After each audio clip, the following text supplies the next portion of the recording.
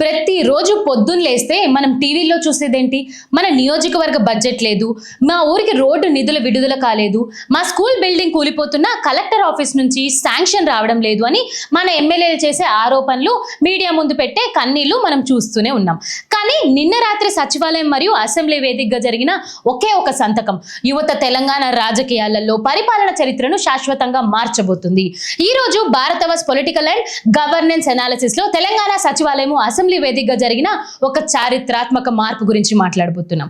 Budget లో పైసలు లేవు, నిధులు విడుదల కాలేదు, మా నియోజకవర్గానికి రూపాయి కేటాయించలేదు అని ప్రతిపక్ష ఎమ్మెల్యేలు, సగం మంది అధికార పార్టీ ఎమ్మెల్యేలు రోజువారీగా ఏడుస్తున్న ఏడుపులు అసెంబ్లీ సెక్రటేరియట్ ఒక సంతకంతో శాశ్వత చెక్ పెట్టేసింది. తెలంగాణలో ప్రతి పౌరుడు ఇక్కడ ఒక నిజం గమనించాలి. ఇది కేవలం ఒక మామూలు ప్రభుత్వ జీవో కాదు, ఇది భారత పరిపాలన చరిత్రలోనే మునుపెన్నడూ చూడని ఒక విప్లవాత్మకమైన సరికొత్త అడ్మినిస్ట్రేటివ్ మోడల్. జూలై 15న తెలంగాణ లెజిస్లేటివ్ అసెంబ్లీ సెక్రటేరియట్ మరియు ఒక ప్రముఖ సోషల్ ఇంపాక్ట్ టెక్నాలజీ సంస్థ ఎక్యూప్ కలిసి ఒక సంచలన మెమోరిడియం అండ్ అండర్స్టాండింగ్ పై సంతకం చేశాయి. దీని సారాంశం ఏంటో తెలుసా? రాష్ట్రంలో ఉన్న అన్ని 119 నియోజకవర్గాలలో సరికొత్త constituency development and sustainability bridge foundations ఏర్పాటు చేస్తున్నారు. కానీ భారతవర్స్ ఎప్పుడు పైపైన కనిపించే కలరింగ్ ని నమ్మదు కదా. ప్రభుత్వం ఎలాంటి ఆర్థిక భారం లేకుండా, రూపాయి బడ్జెట్ కేటాయింపు లేకుండా నడిచే ఈ సరికొత్త పబ్లిక్ ప్రైవేట్ పార్ట్నర్షిప్ మోడల్ వెనుక ఉన్న అసలైన నిగడు రాజకీయము, ఆర్థిక వ్యూహాలేంటి ఇప్పుడు క్షుణ్ణంగా ఆధారాలతో సహా చెప్పబోతున్నాం. అస్సలు మిస్ అవ్వకుండా చూడండి. అసలు ఏంటి constitution development and sustainability bridge foundation కదా? దీనివల్ల గ్రౌండ్ లెవెల్లో మారబోయే సమీకరణలు ఏమిటి? సాధారణంగా మన ఊర్లో ఒక స్కూల్ బిల్డింగ్ కట్టాలన్నా, మన నియోజకవర్గంలో ఒక హాస్పిటల్ అప్గ్రేడ్ చేయాలన్నా, లేదా నిరుద్యోగులకి ఒక స్కిల్ డెవలప్మెంట్ సెంటర్ పెట్టాలన్నా ఏం జరుగుతుంది? కింద స్థాయి నుంచి ఫైల్ కదరాలి, సెక్రటేరియట్ చుట్టూ తిరగాలి, కలెక్టర్ శాంక్షన్ కోసం ఏళ్ల తరబడి వేచి చూడాలి, ఫైనాన్స్ డిపార్ట్మెంట్ గ్రీన్ సిగ్నల్ ఇవ్వాలి. అప్పటికి కానీ ఒక రూపాయి నిధులు విడుదల కావు. కానీ ఈ సరికొత్త బ్రిడ్జ్ సిస్టమ్ ఆ పాతకాలపు రెడ్ ట్యాగులన్నిటికీ, బ్యూరోక్రటిక్ ఆలస్యానికి కంప్లీట్ గా సమాధి కట్టబోతుంది. ఇకపై నియోజకవర్గ అభివృద్ధి కోసం ప్రభుత్వ ఖజానా వైపు చూడాల్సిన అవసరం లేదు. ఈ బ్రిడ్జ్ ఫౌండేషన్ నేరుగా ప్రైవేట్ కార్పొరేట్ నిధులను, సోషల్ ఇంపాక్ట్ ఫండ్స్ ను క్షేత్రస్థాయి ప్రాజెక్టులతో కనెక్ట్ చేస్తున్నాయి. అంటే ఒకవైపు బడ్జెట్ లేదని చేతులెత్తేస్తున్న ప్రభుత్వ మరియు ప్రైవేట్ శక్తుల భాగస్వామ్యంలో ప్యారలల్ పరిపాలనను రన్ చేయబోతుంది. దీని వెనుక అసలు ఉద్దేశం ఏమిటి? భారతవర్స్ వేదిక నుంచి మేము ఈ రోజు విశ్లేషించేది కూడా అదే. మన గత 70 ఏళ్లుగా ఒకే విధానాన్ని చూస్తున్నాము. కలెక్టరు, మున్సిపల్ కమిషనరు, జిల్లా పరిషత్ చైర్మన్ వీళ్ళే నియోజకవర్గంలో నిధులు, పన్నులు శాసించేవాళ్ళు. మరి ఈ రోజు అసెంబ్లీ సెక్రటేరియట్ ప్రవేశపెట్టిన ఈ సరికొత్త బ్రిడ్జ్ మోడల్ ద్వారా నియోజకవర్గ రూపురేఖలు ఎలా ఉండబోతున్నాయి?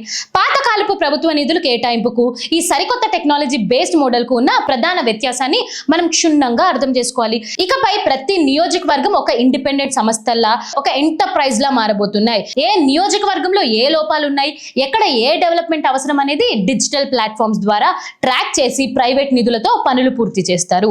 ఈ ఒక్క ఒప్పందం ఇప్పుడు తెలంగాణలోనే రాజకీయ మరియు బ్యూరోక్రటిక్ రంగానికి షేక్ చేసేస్తుంది. ఒక్కసారి ఆలోచించండి. ఒకవైపు 119 నియోజకవర్గాలలో ఈ సిస్టమ్ అడుగు పెడుతుంటే అక్కడ ఎమ్మెల్యేల పవర్స్ ఏ రేంజ్ లో మారతాయో, విపక్ష ఎమ్మెల్యేల నియోజకవర్గాలలో కూడా ఈ బ్రిడ్జ్ ద్వారా పనులు జరిగితే నిధులు ఇవ్వడం లేదు అని ప్రభుత్వంపై బురద చల్లే అస్త్రం ప్రతిపక్షాల చేతిలో లేకుండా పోతుందా? ఇది నిజంగానే ప్రజల కోసం తెచ్చిన పారదర్శక విధానమా, లేక విపక్షాల నోలు నొక్కేయడానికి పాలకులు వేసిన వ్యూహాత్మకత పొలిటికల్ స్కెచ్ అనేది రాబోయే కాలమే డిసైడ్ చేస్తుంది. ఈ సరికొత్త పబ్లిక్ ప్రైవేట్ పార్ట్నర్షిప్ మోడల్ వెనుక ఉన్న internal business and governance deals ఏంటో ఇప్పుడు బట్ట బయలు చేయబోతున్నాం. ప్రభుత్వంలో ఎలాంటి ఆర్థిక భారం లేకుండా, రూపాయి బడ్జెట్ కేటాయింపు లేకుండా ఈ ప్రాజెక్ట్ రన్ అవుతున్నాయని చెబుతున్నారు. సరే, మరి ప్రైవేట్ సోషల్ ఇంపాక్ట్ సంస్థలు వేల కోట్ల రూపాయలు లాభాపేక్ష లేకుండా నియోజకవర్గాలకి ఎందుకు ఖర్చు చేస్తున్నాయి? ఆ సంస్థలకు ప్రభుత్వం ఏ రకమైన రాయితీలు ఇవ్వబోతుంది? సాధారణంగా కార్పొరేట్ నిధులు ఎప్పుడూ లాభాల్లో ఉన్న చోట లేదా పబ్లిసిటీ ఉన్న చోట మాత్రమే ఖర్చు అవుతాయి. మరి వెనకబడిన గ్రామీణ నియోజకవర్గాలకు, మారుమూల ప్రాంతాలకు ఈ బ్రిడ్జ్ ఫౌండేషన్ ద్వారా నిధులు సమానంగా అందుతాయా, లేక కేవలం అర్బన్, సెమీ అర్బన్ ప్రాంతాలకే ఈ నిధులు పరిమితం అయిపోతాయా? ఈ ప్రశ్నలు ఏ న్యూస్ ఛానల్ అడగదు. ఎందుకంటే వాళ్ళకి కేవలం ప్రెస్ నోట్ చదవడం, ఏదైతే ఇంపార్టెంట్ వైరల్ న్యూస్ ఉంటుందో దాన్ని మాత్రమే కాన్సన్ట్రేట్ చేస్తారు. కానీ భారతవర్స్ ప్రజా పక్షాన నిలబడి అడుగుతుంది, ఈ 119 నియోజకవర్గ బ్రిడ్జ్ మోడల్లో సామాన్య ఓటర్ కి దక్కే నిజమైన అధికారం ఏమిటి? తెలంగాణ అసెంబ్లీ సెక్రటేరియట్ మరియు ఈక్యూప్ సంస్థల మధ్య జరిగిన ఈ ఒప్పందం ఒక మైండ్ స్ట్రూమింగ్ నిజం. నిధుల కొరతకు చెక్ పెట్టడానికి వేసిన ఈ సరికొత్త గవర్నెన్స్ స్కెచ్ మొదటి అడుగు మాత్రమే. కానీ కదా, ఇక్కడితో ముగియలేదు. ఇది కేవలం ఒకే ఒక పార్ట్ మాత్రమే. దీని వెనుక అసలు కథ ఇప్పుడే మొదలైంది. ఈ కాన్స్టిట్యున్సీ బ్రిడ్జ్ మోడల్ వెనుక ఉన్న అసలైన రెండవ కోణము, అసలు ఈ ప్రైవేట్ పార్ట్నర్షిప్ వల్ల లోకల్ గా ఉన్న పంచాయతీ రాజ్, మున్సిపల్ వ్యవస్థలు కంప్లీట్ గా నిర్వీర్యం అయిపోతున్నాయా? ఈ 119 ఫౌండేషన్లపై కంట్రోల్ ఎవరి చేతిలో ఉండబోతుంది? ఆ సంచలన దిమ్మ తిరిగే నిజాలేంటి అనేది ఇప్పుడు లోతుగా బట్టబయలు చేద్దాం. అసలు ఏ పొలిటికల్ లీడర్ చెప్పినా, ఏ సచివాలయ అధికారి బయటకు రానివని ఆ అసలైన సరికొత్త అడ్మినిస్ట్రేటివ్ మోడల్ ఏంటో ఇప్పుడు లోతుగా విశ్లేషిద్దాం. మనం ఇప్పటివరకు చూసిన ప్రభుత్వ కమిటీల బోర్డుల లాంటిది కాదు ఇది. ఈ 119 నియోజకవర్గాలు ఏర్పాటు చేయబోయే ఫౌండేషన్లన్నీ కూడా కంపెనీల చట్టంలోని సెక్షన్ 8 కింద లాభాపేక్ష లేని ఇండిపెండెంట్ సంస్థలుగా రిజిస్టర్ కాబోతున్నాయి. పైకి చూస్తే ఇది కేవలం ఒక లీగల్ రిజిస్ట్రేషన్ లా అనిపించవచ్చు, కానీ దీని వెనుక ఉన్న అసలైన పరిపాలన తిరకాసు ఏంటో తెలుసా? ఇండిపెండెంట్ గా పనిచేస్తున్న ఈ సంస్థలకి ప్రభుత్వ శాఖ ఫైళ్ల కదలికలు, టెండర్ పిలుపులు, ఫైనాన్షియల్ డిపార్ట్మెంట్ల అప్రూవల్స్ అనే పాత కాలపు తలనొప్పులు అస్సలు ఉండనే ఉండవు. ప్రభుత్వ వ్యవస్థలను దాటుకుంటూ బ్యూరోక్రసీ కంప్లీట్ గా సైడ్ లైన్ చేస్తూ నడవబోతున్నాయి. ఈ సిస్టమ్ పరిపాలన వ్యవస్థ వెనక ఉన్న అసలు గుట్టేమిటి? ఈ రోజు భారతవాజ్ వేదికగా ఆ రహస్యాలను మాట్లాడుకుందాం. అసలు ఈ సిస్టమ్ ఎలా పనిచేస్తుంది క్లియర్ గా అర్థం చేసుకోండి. మీరు కేవలం కాగితాల మీద ఫౌండేషన్ పెట్టడం కాదు, ఈ మొత్తం ప్రాజెక్ట్ కోసం కాన్స్టిట్యున్సీ డెవలప్మెంట్ ఎక్స్చేంజ్ అంటే CDX అనే ఒక సరికొత్త డైరెక్ట్ డిజిటల్ ప్లాట్ఫామ్ ని క్రియేట్ చేస్తున్నారు. ఈ ప్లాట్ఫామ్ ద్వారా మీ లోకల్ ఎమ్మెల్యే తన నియోజకవర్గంలో ఉన్న టాప్ 5 అత్యవసర అవసరాలను నేరుగా ఆన్లైన్ లో పిచ్ చేస్తారు. ఉదాహరణకు ఒక మారుమూల గ్రామంలో డిజిటల్ క్లాస్ రూమ్ కావాలి, లేదా మరో గ్రామంలో ప్రాథమిక ఆరోగ్య కేంద్రం అప్డేట్ చేయాలి అనేది నేరుగా ఈ ప్లాట్ఫామ్ లో డిజిటల్ గా అప్లోడ్ చేస్తారు. కలెక్టర్ ఆఫీస్ చుట్టూ తిరగాల్సిన పనే లేదు, సెక్రటేరియట్ నుంచి గ్రీన్ సిగ్నల్స్ రావాల్సిన అవసరమే లేదు. ఎమ్మెల్యే తన నియోజకవర్గ అవసరాలను ఒక మార్కెట్ ప్లాన్ గా ప్రపంచం ముందు ఉంచుతారు. వినడానికి ఇది అత్యంత పారదర్శకంగా టెక్నాలజీ మోడల్ గా కనిపిస్తుంది కదా, కానీ ఇక్కడ మేము అడుగుతున్నాము, ఈ CDX ప్లాట్ఫామ్ లో ఏ ఎమ్మెల్యేకి పనులు ప్రాధాన్యత దక్కుతుంది? అధికారిక పార్టీ ఎమ్మెల్యే పిచ్లకు మాత్రమేనా నిధులు వస్తాయి, లేదా విపక్ష ఎమ్మెల్యేల అవసరాలకు కూడా సమానంగా చూస్తారా? ఇప్పుడు అసలైన పైసలు ఎక్కడి నుంచి వస్తాయి? ఈ ఫౌండేషన్ వెనుక ఉన్న అసలు ఫైనాన్షియల్ ఇంజనీరింగ్ ఏంటో క్షుణ్ణంగా చూద్దాం. ప్రభుత్వం నుంచి బడ్జెట్ రాకపోయినా కార్పొరేట్ కంపెనీలు, కార్పొరేట్ సోషల్ రెస్పాన్సిబిలిటీ ఫండ్స్, అంతర్జాతీయ సోషల్ ఇంపాక్ట్ ఇన్వెస్టర్లు మరియు అన్నిటికంటే ముఖ్యంగా అమెరికా, యూరప్, గల్ఫ్ దేశాల్లో స్థిరపడి మన తెలంగాణ NRI దాతలు నేరుగా తమ సొంత నియోజకవర్గంలో డెవలప్మెంట్ కోసం ఈ ఫౌండేషన్ కు 100 కోట్లు ఇచ్చేలా ఈ సిస్టమ్ డిజైన్ చేశారు. గతంలో ఉన్న చేదు నిజాన్ని మనం ఒప్పుకోవాల్సిందే. ఒక NRI తన పుట్టిన ఊర్లో ఒక స్కూల్ కట్టిద్దామన్నా, ఒక లైబ్రరీ పెట్టిద్దామన్నా లోకల్ లీడర్ల లంచాలు భరించలేక, ప్రభుత్వ పర్మిషన్ల చుట్టూ తిరగలేక, ఆఫీసుల చుట్టూ తిరగలేక విసిగిపోయి వెనక్కి వెళ్ళిపోయిన వారు చాలా మంది ఉన్నారు. దాతలు ఉన్నా కూడా బ్యూరోక్రసీ ఆ నిధులను అడ్డుకునేది. కానీ ఇప్పుడు ఈ ఇండిపెండెంట్ నాన్ ప్రాఫిట్ స్ట్రక్చర్ వల్ల ప్రతి రూపాయి ఖర్చు అత్యంత పారదర్శకంగా డిజిటల్ ట్రాకింగ్ తో జరుగుతుందనేది ఈ ఒప్పందంలో రాశారు. అంటే NRIలు పంపే నిధులు నేరుగా గ్రౌండ్ లెవెల్లో పనులకు ఖర్చు అవుతాయి, మధ్యలో లంచాలకు ఆసరా ఉండనే ఉండదు అని చెప్పి అక్కడ క్లియర్ గా మెన్షన్ చేయడం జరిగింది. ప్రభుత్వ నిధులు రాకపోయినా ప్రైవేట్ కార్పొరేట్ కంపెనీల ద్వారా పల్లెల్ని టౌన్ గా మార్చే ఈ సరికొత్త ఐడియా బ్యూరోక్రసీకి కంప్లీట్ గా సైడ్ లైన్ చేస్తుందనే చర్చ ఇప్పుడు సెక్రటేరియట్ వర్గాల్లో అత్యంత హాట్ టాపిక్ గా మారింది. ఒక్కసారి ఆలోచించండి, కలెక్టర్, IAS అధికారులు, ప్రభుత్వ EEలు, DEలు చేయాల్సిన పనులు ఒక ప్రైవేట్ టెక్నాలజీ ప్లాట్ఫామ్, ఒక సెక్షన్ 8 కంపెనీ నియంత్రించబడుతుంది. ఇది ప్రభుత్వ వైఫల్యాన్ని ఒప్పుకోవడమేనా? మన దగ్గర బడ్జెట్ లేదు కాబట్టి మేము చేతులు ఎత్తేస్తున్నాము, ఒకవైపు ప్రైవేట్ నిధులతోనే రాష్ట్రాన్ని నడుపుతున్నాము అని పాలకులు పరోక్షంగా చెబుతున్నారా?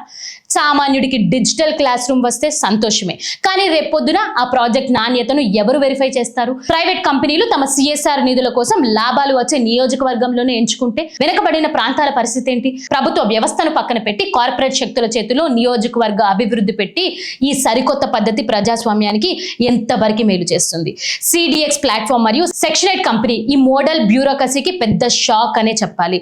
పారదర్శకత పేరుతో తెస్తున్న ఈ సరికొత్త ప్రైవేట్ కంపెనీ ఐడియా వెనుక ఉన్న లాభ నష్టాలపై సెక్రటేరియట్ లో భిన్నాభిప్రాయాలు వ్యక్తమవుతున్నాయి. కానీ ఈ కాన్స్టిట్యూషన్ బ్రిడ్జ్ వివాదం ఇక్కడితో ఆగిపోలేదు. ఇక రాబోయే కోణం, అసలు ఈ ప్రైవేట్ ఫౌండేషన్లు నిధులపై పొలిటికల్ లీడర్ల కంట్రోల్ ఎలా ఉండబోతుంది? ఈ CDX ప్లాట్ఫామ్ ద్వారా ఎమ్మెల్యేలకు లభించబోయే ఆ అదనపు పొలిటికల్ అడ్వాంటేజ్ ఏంటి?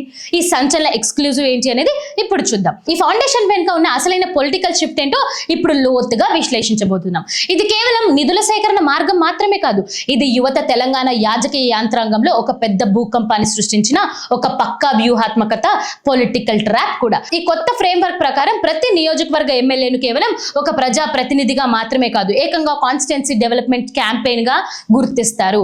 అంటే సదరు లోకల్ ఎమ్మెల్యే ఆ సెక్షన్ 8 ఫౌండేషన్ కు అల్టిమేట్ అథారిటీగా మారిపోతారు.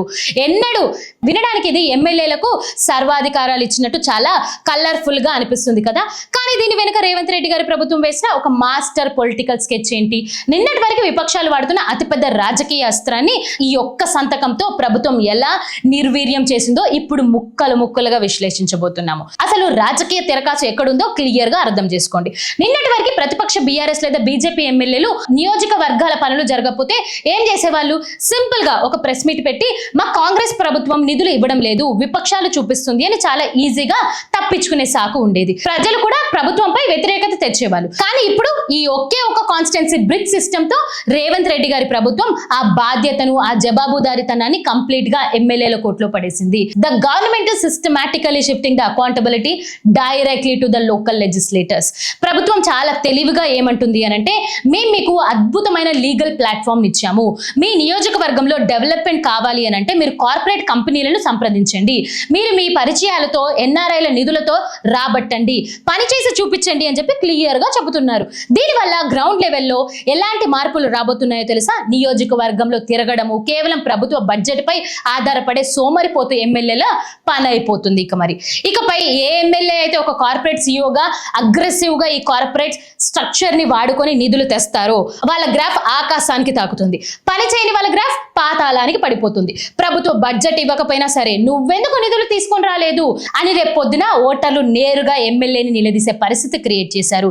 అంటే పరిపాలన పరంగా చేతులెత్తేసిన ప్రభుత్వం పొలిటికల్ గా మాత్రం విపక్షాల ఎమ్మెల్యేల నోలు నొక్కేలా ఒక పక్కా అడ్మినిస్ట్రేటివ్ చెక్మేట్ గేమ్ ఆడింది. అయితే ఈ మొత్తం విప్లవాత్మకమైన ఐడియా వెనుక ఉన్న ఒక భయంకరమైన దారుణమైన లూప్ హోల్ కూడా ఉంది.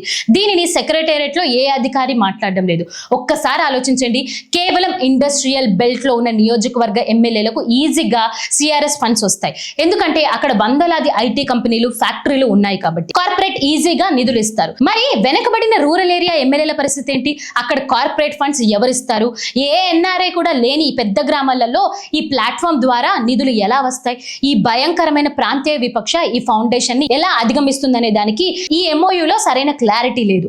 అంటే అభివృద్ధి ఉన్న చోట మాత్రమే అభివృద్ధి జరిగి వెనకబడిన ప్రాంతాలు మరింత వెనకబడిపోయే ప్రమాదం స్పష్టంగా కనిపిస్తుంది. ఎమ్మెల్యేలు ఛాంపియన్లుగా మరి పవర్ఫుల్ గేమ్ ఒకవైపు రాజకీయ జవాబుదారీతనాన్ని పెంచుతున్నట్టే కనిపించింది, మరోవైపు ప్రాంతీయ విపక్షగా దారి తీసేలా ఉందనేది నగ్న సత్యం. ఈ లూప్ హోల్స్ పై విపక్షాలు ఎలాంటి మాటలతో ముందుకొస్తారో వేచి చూడాల్సిందే. కానీ ఈ కాన్స్టిట్యుయెన్సీ బ్రిడ్జ్ మహా విశ్లేషణ ఇక్కడితో ఆగిపోలేదు. ఇప్పుడు మాట్లాడేది ఏంటంటే, భారతవాస్ ప్రేక్షకుల సాక్షిగా ఈ ప్రైవేట్ గవర్నెన్స్ మోడల్ పై మరియు వెనకబడిన నియోజకవర్గాల హక్కుల కోసం మేము ఇవ్వబోయే ఫైనల్ అలైన్మెంట్ ఏంటి? తెలంగాణ సచివాలయం అసెంబ్లీ వేదికగా 119 నియోజకవర్గాల బ్యూరోక్రసీ బైపాస్ చేస్తూ అడుగుపెట్టిన విప్లవాత్మకమైన బ్రిడ్జ్ ఫౌండేషన్ సంచలనాన్ని చూసాం. ప్రభుత్వ నిధులతో పని లేకుండా ఎన్ఆర్ఐ మరియు ప్రైవేట్ కంపెనీలను నేరుగా కనెక్ట్ చేసి సిడిఎక్స్ డిజిటల్ ప్లాట్ఫామ్ ని వెనక ఉన్న ఫైనాన్షియల్ ఇంజనీరింగ్ గురించి బట్టబయలు చేశాం. ఎమ్మెల్యేలు ఛాంపియన్ గా మారి పొలిటికల్ పవర్ ఫిస్ట్ వెనక దాగి ఉన్న ప్రాంతీయ విపక్ష లూప్ హోల్స్ ని కళ్ళ ముందు కూడా ఉంచాం. ఇప్పుడు ఈ సుదీర్ఘ ఎక్స్క్లూజివ్ అనాలిసిస్ మరియు ఇన్వెస్టిగేటివ్ పోస్ట్ మార్టం ముగింపు దశకు వచ్చింది. ఇక దాగుడు మూతలేవు. భారతవాజ్ వేదికగా ప్రజా పక్షాన నిలబడి మేము తెలంగాణ శాసనసభకు మరియు ఎమ్మెల్యేలందరికీ ఒకటే స్ట్రైట్ అండ్ పవర్ఫుల్ అలైన్మెంట్ ఇస్తున్నాము. ఈ 119 నియోజకవర్గ డెవలప్మెంట్ ఫౌండేషన్ ఐడియా కాగితం మీద చాలా అద్భుతంగా ఉంది. ప్రభుత్వ సొమ్ము వాడకుండా ప్రైవేట్ నిధులతో పనులు చేయడం అనేది నిస్సందేహంగా విప్లవాత్మకమైన అడుగే. మేము ఈ సరికొత్త ఆలోచనని స్వాగతిస్తున్నాం. కానీ ఈ పద్ధతి వెనుక ప్రజాధనం కాకపోయినా ప్రజల హక్కు తాకట్టు పడకూడదనేదే మా డిమాండ్. శాసనసభకు మేము చాలా క్లియర్ గా హెచ్చరిస్తున్నాం. ఈ ఫౌండేషన్ కేవలం ఎమ్మెల్యేల సొంత పొలిటికల్ ప్రమోషన్ హబ్బులుగా, పబ్లిసిటీ స్టంట్ గా అస్సలు మారకూడదు. మన ఊరు బాగు కోసం విదేశాల నుండి ఎన్ఆర్ఐలు పంపే నిధులు, కార్పొరేట్లు ఇచ్చే ప్రతి రూపాయి నిజంగా ఆ కడపాటి పేదవాడి స్కూల్ కి, ఆ పల్లెటూరు హాస్పిటల్ కి అందుతుందా లేదా అనే దానికి పక్కా నిష్పక్షపాతంగా థర్డ్ పార్టీ ఆడిటింగ్ ఉండాల్సిందే. ఎమ్మెల్యేలకు సర్వాధికారాలు ఇచ్చారు కదా అని సిఎస్ఆర్ ఫండ్స్ కోసం కంపెనీలను, పారిశ్రామికవేత్తలను బెదిరించి బ్లాక్ బ్లాక్మెయిల్ చేసి కొత్త రకమైన పొలిటికల్ వసూలు దందా గనక ఎవరైనా ప్రేరేపిస్తే మాత్రం భారతవాస్ చూస్తూ ఊరుకోదు. ప్రతి ఫౌండేషన్ ఖర్చుల డేటాను, ఆన్లైన్ లావాదేవీలను మేము ఆర్టీఐ ద్వారా లాగి ప్రజల ముందు నగ్నంగా పెడతాము. జాగ్రత్త, గుర్తుపెట్టుకోండి. ప్రైవేట్ పార్ట్నర్షిప్ ఎంత విజయవంతమైన ప్లాట్ఫామ్ లో ఎంత ఆధునికంగా మారినా సరే అందులో క్షేత్రస్థాయి ప్రజల భాగస్వామ్యం లేకపోతే ఆ అభివృద్ధి మొత్తం అలంకార పరంగానే మిగిలిపోతుంది. కేవలం కొన్ని కార్పొరేట్ కంపెనీల సిఎస్ఆర్ నివేదికల మార్కులు పెంచుకోవడం కోసం కాదు ఈ ఫౌండేషన్. నియోజకవర్గ ఛాంపియన్లుగా మారి ఎమ్మెల్యేల సంపద రాబట్టడంతో పాటు దాని నిజాయితీగా గ్రాస్ రూట్ లెవెల్లోకి అనుసంధానించడము. ఏ రోజైతే వెనుకబడిన రూరల్ నియోజకవర్గాల్లో కూడా ఒక బ్రిడ్జ్ ద్వారా మార్పు వస్తుందో, ఏ రోజైతే లంచాల దందా లేకుండా దాతల పైసలు పల్లెటూరులో పిల్లల భవిష్యత్తును మారుస్తాయో అప్పుడు మాత్రమే ఈ సరికొత్త పబ్లిక్ ప్రైవేట్ పార్ట్నర్షిప్ PPP మోడల్కు నిజమైన సాధికారత లభిస్తుంది. మీరు భారతవాస్ ప్రేక్షకులారా, ఈ సుదీర్ఘ గవర్నెన్స్ పోస్ట్ మార్టం ఇప్పుడు ప్రజల న్యాయస్థానంలో ఉంది. ప్రభుత్వ నిధులతో సంబంధం లేకుండా ప్రైవేట్ మరియు NRI పైసలతో మీ నియోజకవర్గ డెవలప్మెంట్ చేస్తే ఈ సరికొత్త PPP మోడల్ ఫౌండేషన్ పై మీ అభిప్రాయం ఏమిటి? మీ లోకల్ ఎమ్మెల్యేలు ఈ డిజిటల్ ప్లాట్ఫామ్ ను వాడుకొని మీ ఊరిని నిజంగా బాగు చేస్తారని నమ్మకం మీకుందా? ఏం మాత్రం సంకోచించకుండా ధైర్యంగా కింద ఉన్న కామెంట్ సెక్షన్ లో మీ నియోజకవర్గ పేరుతో సహా మీరు నిర్భయంగా మీ అభిప్రాయాన్ని ఖచ్చితంగా మెన్షన్ చేయండి. మీ సమస్యలను ఖచ్చితంగా మాకు తెలియజేయండి. ఈ వీడియో మీ ఊర్లో ఉన్న ప్రతి ఒక్కరికి, విదేశాల్లో ఉన్న NRI మిత్రులకి ఖచ్చితంగా షేర్ చేయండి. వాళ్ళకు కూడా తమ సొంత ఊరి బాధ్యతను భుజాన వేసుకొని ఈ ఫౌండేషన్ ద్వారా పన్నుల కోసం ప్రజా పక్షాన కొట్లాడమని చెప్పండి. పాలకుల్లో సరికొత్త పాలనా విధానాలను చీల్చి చెండాడుతూ నికారసు ప్రజా పక్షాన నిలిచే ఏకైక నిర్భయ గొంతుగా భారతవాస్ ఎల్లప్పుడూ మీ ముందు ఉంటూనే ఉంటుంది. దీని గురించి మరిన్ని అప్డేట్స్ కోసం చూస్తూనే ఉండండి భారతవాస్. జై హింద్.